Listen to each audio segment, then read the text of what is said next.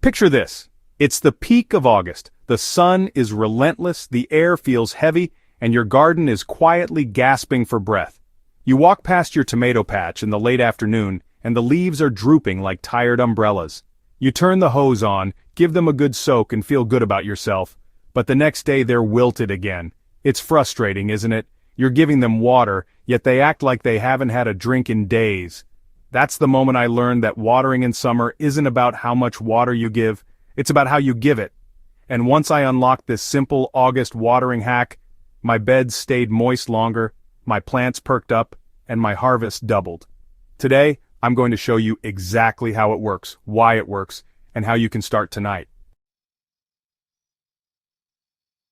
August can be a garden's most stressful month, especially in hot or dry climates. By now, plants are fully grown, heavy with flowers and fruit, which means they're drinking more than ever.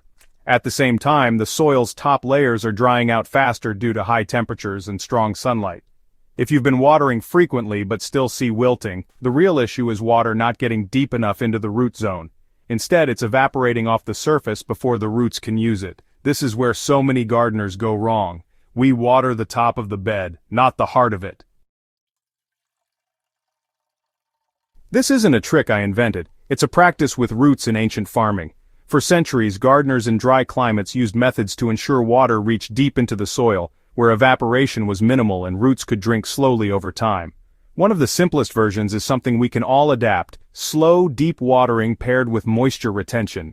Instead of blasting the surface with a hose for 5 minutes, you let water seep slowly over a longer period, allowing it to travel down to where roots actually feed.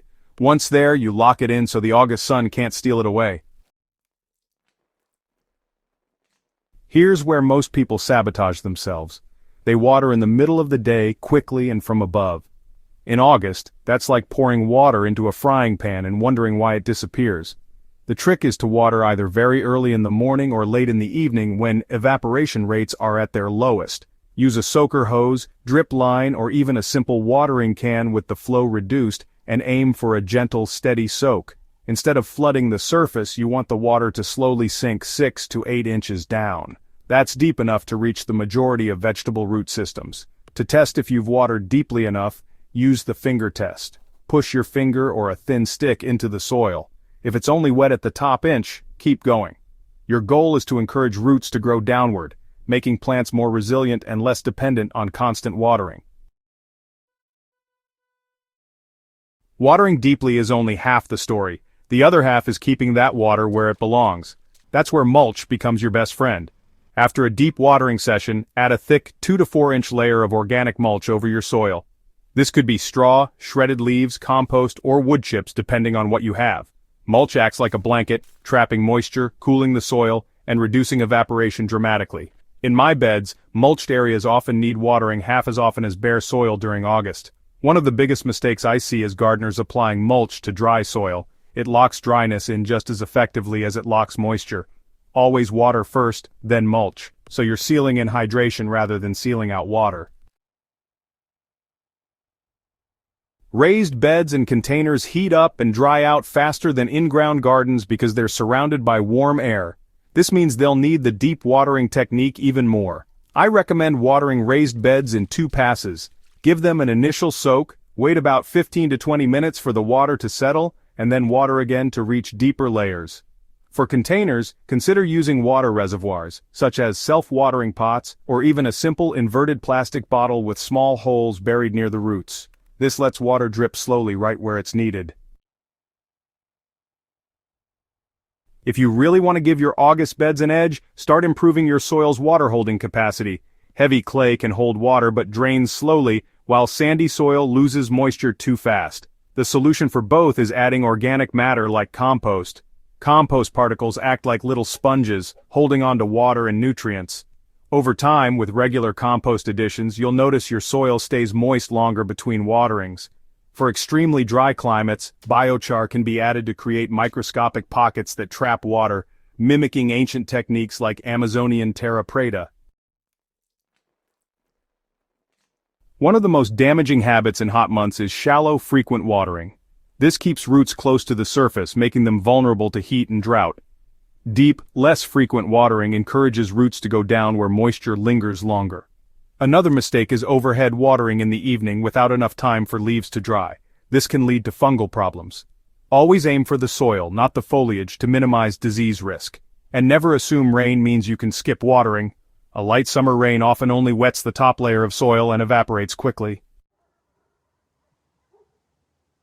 If you're battling extreme August heat, temporary shading can help your watering efforts go further.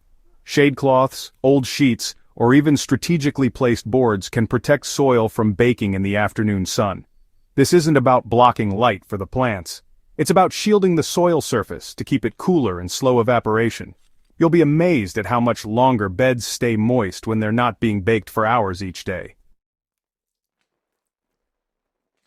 The beauty of this watering hack is that it's not just for August. Deep watering and moisture retention benefit your garden year-round, especially during dry spells or when establishing young plants. The combination of early or late watering, slow delivery, and mulch means your plants stay hydrated without constant attention. It also saves water, which is, increasingly important in many regions facing drought.